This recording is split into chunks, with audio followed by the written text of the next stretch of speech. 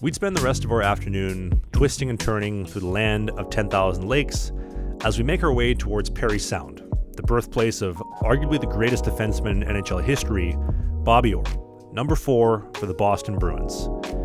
And that is marked by the Parry Sound Trestle, and this trestle has stood for almost 120 years, constructed by the Canadian Pacific in 1908, standing 30 meters above the Sagan River, but you will only ever see this trestle if you're westbound like we are today.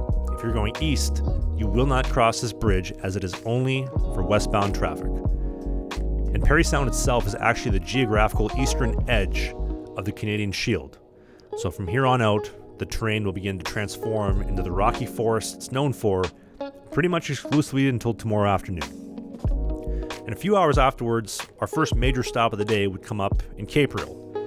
Now, listen, there's not a whole lot to do out here outside of being a divisional hub for the Canadian National, and where we will refuel, have an engineer change, and they do have the Northern Ontario Railway Museum, as you see painted here on the old station wall.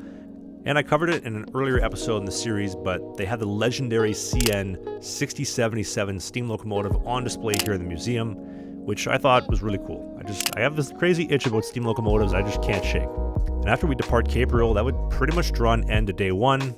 Mom and I would have dinner in the dining car before calling it a day and heading off to bed.